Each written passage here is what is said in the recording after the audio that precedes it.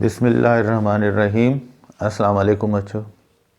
आज हम इंटरमीडिएट का चैप्टर नंबर 5 का एक और अहम टॉपिक जो आपके रेडियो सिलेबस में मौजूद है वो है chemistry of copper sulphate. Copper sulphate क्या है और ये कौन कौन सी फॉर्म्स में मिलता है, उसके बाद इसके क्रिस्टलाइन फॉर्म क्या है, प्रिपरेशन, इसकी प्रॉपर्टीज़ और इम्पोर्टेंस क्या है, इसको हम डिस्कस करेंगे। तो हम शुरुआत करते हैं अपने टॉपिक से।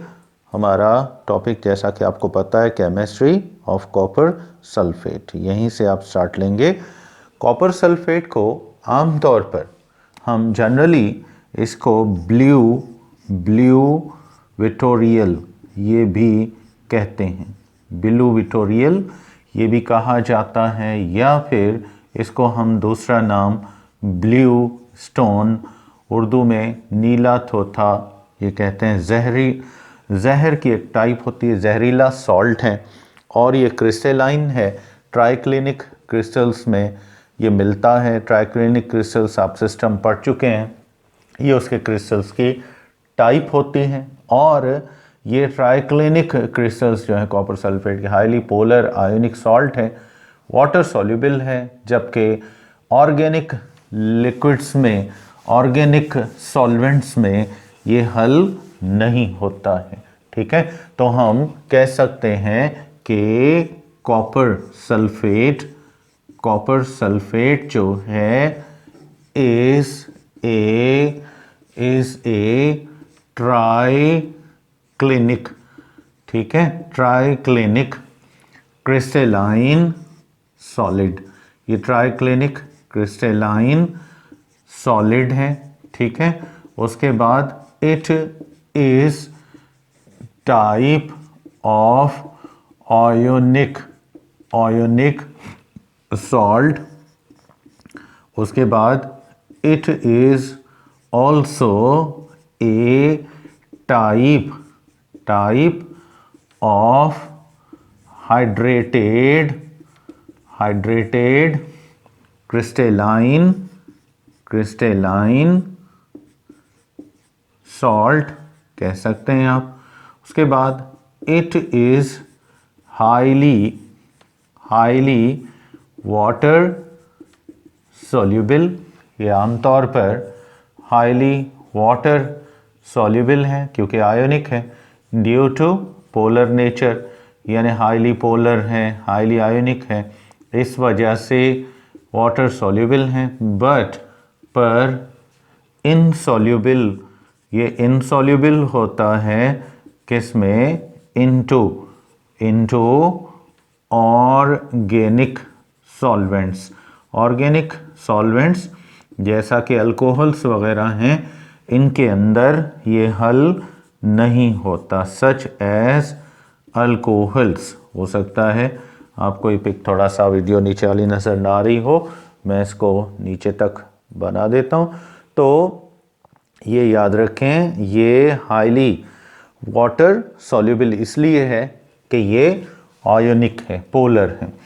ऑर्गेनिक सॉल्वेंट्स आपको पता है कि ये आमतौर पर क्या होते हैं, ये नॉन पोलर होते हैं या लोएस्ट पोलरिटी रखते हैं, इस वजह से ये इनमें यूज़ नहीं होता।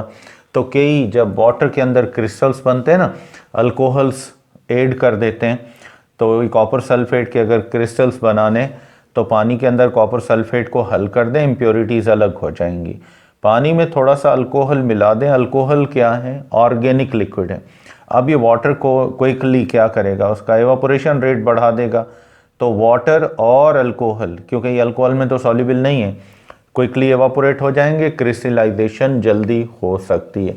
तो क्रिस्टलाइजेशन कई कंपाउंड्स की जहाँ होती है, वाटर को क्विकली एवापोरेट करना होता है तो अल्कोहल्स मिला देते हैं जो कि आयोनिक होते हैं। ठीक इसी तरीके से जैसे कॉपर सल्फेट की बात कर रहे हैं। और ये हाईली पॉइजनस सॉल्ट है, याद रखिएगा। इट इज हाईली पॉइजनस, ठीक है। ये पॉइजनस सॉल्ट है, कभी भी मतलब ह्यूमन यूज़ में डायरेक्ट नहीं आता है, ठीक है। और इसको कभी भी एडिबल कंपाउंड्स में इस्तेमाल नहीं करते हैं, खाने पीने की चीज़ों में ये यूज़ नहीं होता है। अब आते हैं इसकी प्रिपरेशन, यानी अगर इसको प्रिपेयर करना चाहें तो लेबॉर्ट्री मेथड्स कौन कौन से हैं जिनसे इसको हम तैयार कर सकते हैं। इनमें फर्स्ट मेथड जो है वो है फ्रॉम कॉपर मेटल, यानी कॉपर मेटल में से आप इसको हासिल कर सकते हैं, पर कैसे? Using H2SO4 sulphuric acid concentrated जो है ये यूज़ किया जाए। जैसे अभी आपको बताया कि हम अगर कॉपर सल्फेट प्रिपेयर करना चाहते हैं तो हम कौन कौन से प्रोसेस या मेथड्स यूज़ कर सकते हैं। तो इसके लिए सबसे पहला मेथड जो है फ्रॉम कॉपर मेटल में से आप इसको बना सकते हैं using concentrated sulphuric acid. Sulphuric acid use करें तो फिर ये हो सकता है। अब देखते हैं कैसे। सबसे पहले यहाँ कॉपर ऑक्सीडाइज होगा और इसको ऑक्सीडाइज कौन करेगा? ऑक्सीजन। ये इसमें से हर ऑक्सीजन, ये जो आप O2 उठा रहे हैं, ये हर कॉपर 2 इलेक्ट्रॉन लूज करेगा और किसको लूज करेगा? It will lose 2 electrons to these oxygen atoms. Now these 2 atoms of oxygen, they are converted into oxide ions. Now we take 2 moles of sulfuric acid H2SO4. As you know that this sulfuric acid is diprotic or diabasic acid. Therefore on ionization it produces each mole of sulfuric acid. Here we are taking 2 moles of the sulfuric acid. Now if 1 mole produces 2 protons, means 2 moles will produce 4 protons or 4 positive hydrogen ions, acidic ions, and 2 sulfate ions. ये हो गए। अब देखते हैं कि कौन कौन से आयंस किसके साथ कंबाइन होंगे। देखिए कॉपर का पॉजिटिव आयन ये आपने लिया, इस पर +2 है, एक पर 2 पर +4। सल्फेट के 2 आयन हैं, 2 कॉपर के आयन्स हैं, ये आपस में मिलते हैं और ये 2 मोल्स किसके प्रोड्यूस करेंगे? 2 मोल्स प्रोड्यूस करेंगे कॉपर सल्फेट के। सल्फेट पर -2 और कॉपर पर +2 आ जाएगा, ये आपस में कैंसिल। अब बाकी बचेंगे 2 ऑक्साइड के आयन और 4 प्रोटॉन। देखें ये 2 ऑक्साइड के आयन्स हैं और 4 प्रोटॉन्स हैं, ये आपस में रिएक्शन करेंगे, 2 प्रोटॉन और 1 ऑक्साइड का आयन, ये मिलकर क्या बना लेंगे? H2O। फिर 1 ऑक्साइड 2 प्रोटॉन और, तो हमें यहाँ 2 मेजर प्रोडक्ट्स मिलेंगी। एक प्रोडक्ट कॉपर सल्फेट की मिलेगी और दूसरी प्रोडक्ट हमें किसकी मिलेगी? ये मिलेगी वाटर की। तो इस तरह आप कंसंट्रेटेड सल्फ्यूरिक एसिड के ज़रिए आप कॉपर सल्फेट बना सकते हैं यूजिंग एयर। ऑक्सीजन जो है ये यूज़ अगर की जाए तो ये बन सकता है। इस तरीके से ये आप कॉपर सल्फेट बना सकते हैं। अब हम देखते हैं सेकंड मेथड इसका कौन सा है और उसके ज़रिए कॉपर सल्फेट कैसे बनाया जाता है। अब नेक्स्ट मेथड इसका प्रिपरेशन का फ्रॉम कॉपर ऑक्साइड और copper carbonate using sulphuric acid. तो जब आप कॉपर ऑक्साइड या कॉपर कार्बोनेट यूज़ करते हैं सल्फ्यूरिक एसिड के साथ, तो ये किस तरह से प्रोड्यूस करेगा? सबसे पहले कॉपर ऑक्साइड को सल्फ्यूरिक एसिड में डाला, कॉपर +2 में, ऑक्सीजन -2 में, और सल्फ्यूरिक एसिड प्रोटॉन प्रोड्यूस करेगा और यहाँ पर सल्फेट का आयन, सल्फेट और ये कॉपर का आयन, ये तो कॉपर सल्फेट में चेंज हो जाएंगे। अब देखें ऑक्सीजन ऑक्साइड आयन है, ये 2 प्रोटॉन है, ये मिलकर H2O बना लेंगे। उसके बाद कॉपर कार्बोनेट में से इसको भी सल्फ्यूरिक एसिड में आपने क्या किया? डिज़ोल्व किया। तो आप देख सकते हैं कि कॉपर का पॉजिटिव आयन है, सल्फेट का नेगेटिव, ये आपस में मिलेंगे, ये बना लेंगे कॉपर सल्फेट। अब कार्बोनेट में से एक ऑक्सीजन ऑक्साइड की शक्ल में अलग होगा और वो ऑक्सीजन इन 2 प्रोटॉनों से मिलेगा सल्फ्यूरिक एसिड वाली, ये बनाएगा H2O। बाकी 2 ऑक्सीजन 1 कार्बन, ये कार्बन डाइऑक्साइड बना लेंगे। तो इस तरीके से ये कॉपर सल्फेट बनाया जा सकता है। अब आते हैं इसकी प्रॉपर्टीज़ की तरफ। कि कॉपर सल्फेट की मेन प्रॉपर्टीज़ क्या हैं, अहम प्रॉपर्टीज़ क्या हैं, कैरेक्टरिस्टिक्स क्या हैं। इनमें सबसे पहले हम इसकी प्रॉपर्टीज़ में अगर जाएं तो हम इसको कॉपर सल्फेट को, ये हाइड्रेटेड सॉल्ट है। क्या है ये? हाइड्रेटेड सॉल्ट है, पेंटा हाइड्रेटेड है। आपको पता है इसका वाटर ऑफ क्रिस्टलाइजेशन कितना है?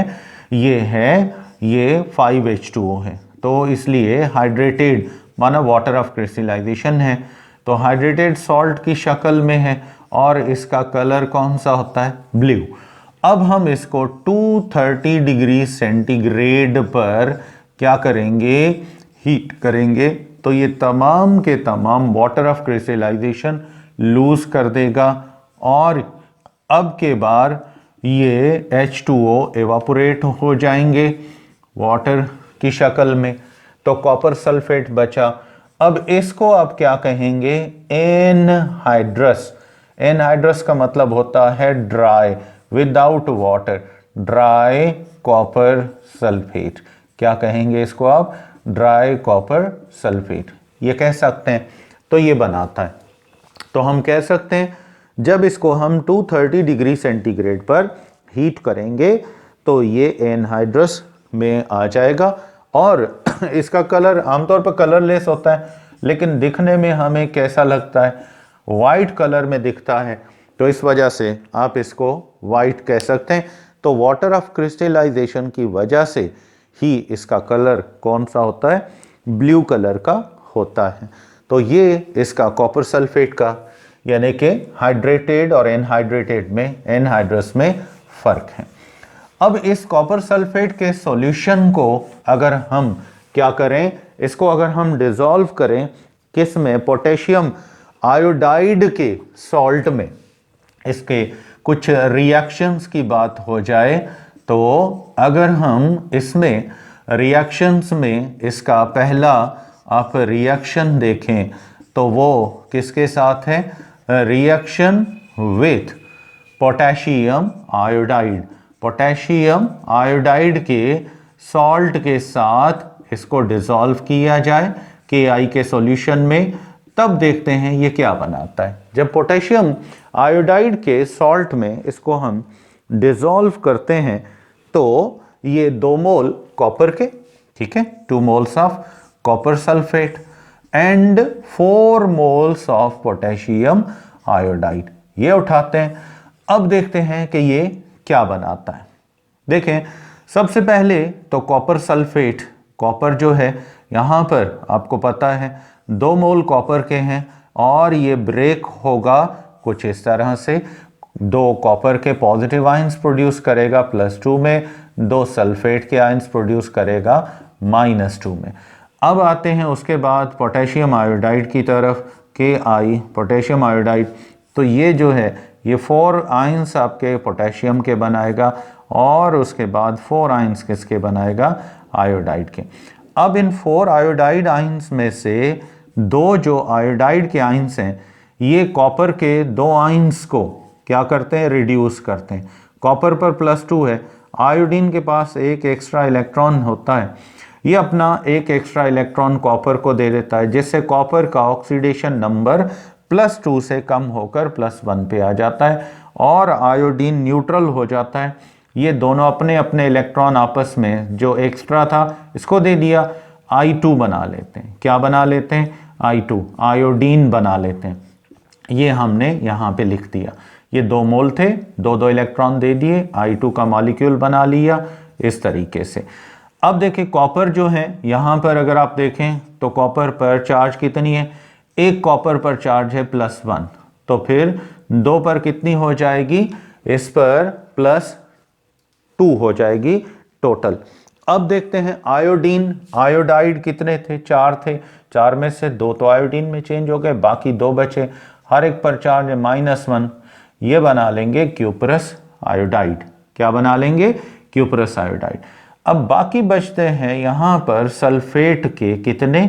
2 मोल, और ये 2 मोल जो सल्फेट के हैं आपको पता है पोटेशियम बचा, पोटेशियम 1 पर चार्ज है +1, 2 पर +2, सल्फेट पर है -2, तो ये 4 पोटेशियम के आयन और 2 सल्फेट के आयन ये मिलकर क्या बना लेंगे, ये देखें 4 पोटेशियम और 2 सल्फेट के आयन्स जो हैं ये मिलकर 2 मोल्स बना लेंगे किसके, पोटेशियम सल्फेट के। तो इस तरह ये इनका रिएक्शन पूरा होगा, यानी जब इसका रिएक्शन होगा कॉपर का किसके साथ, इसका पोटेशियम आयोडाइड के साथ, तो फिर ये रिएक्शन में क्या बनाएगा, क्यूप्रस आयोडाइड, ये क्यूप्रस आयोडाइड बनाएगा ये वाला, और प्योर आयोडीन और पोटेशियम आयोडाइड। यहाँ याद रखें कॉपर को आयोडाइड, पोटेशियम आयोडाइड क्या करता है, रिड्यूस करता है, जिसकी वजह से ही क्यूप्रस आयोडाइड जो है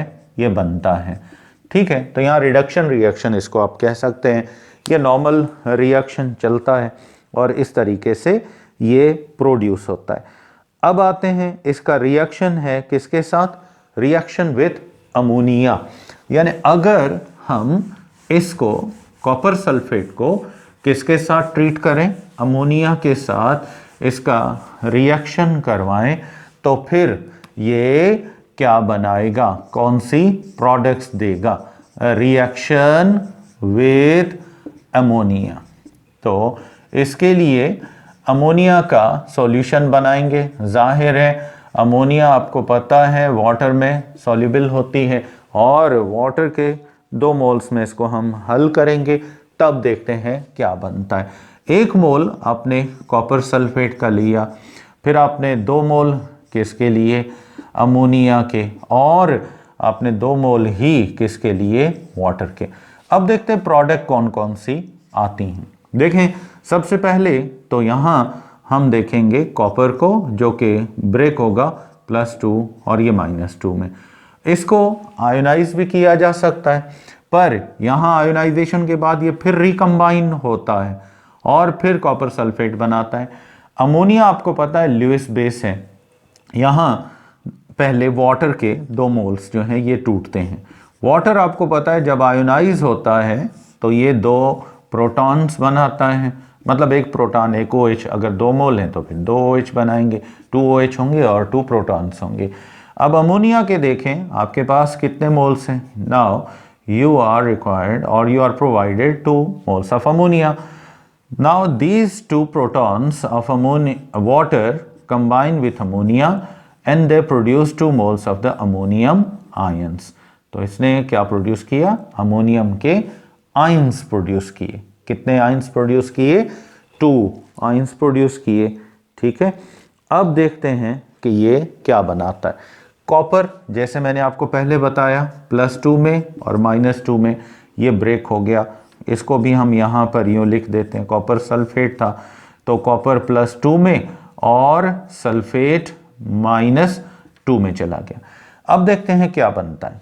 कॉपर पर +2 चार्ज है, ठीक है ना, और आपको पता है यहाँ वाटर के 2 OH आयंस हैं, तो ये 2 OH आयंस इसके कंबाइन होते हैं, ये बनाते हैं कॉपर हाइड्रो ऑक्साइड।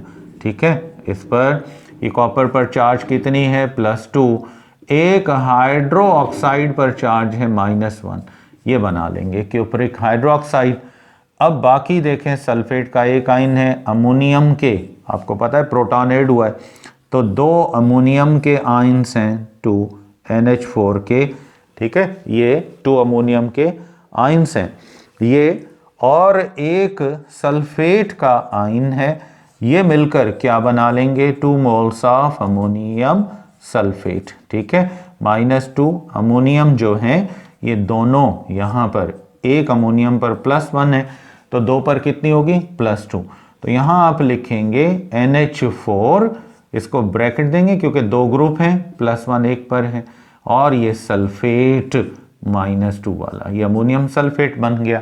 ठीक है, तो उसके बाद जनरली अगर हम देखें तो ये हमें 2 मेन प्रोडक्ट्स जो हैं यहाँ पर मिलती हैं।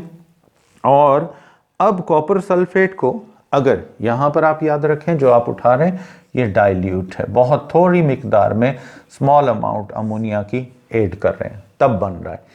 अब देखते हैं कि अगर हम इसमें कंसंट्रेशन को बढ़ा दें, डबल कर दें, तो फिर ये क्या बनाएगा।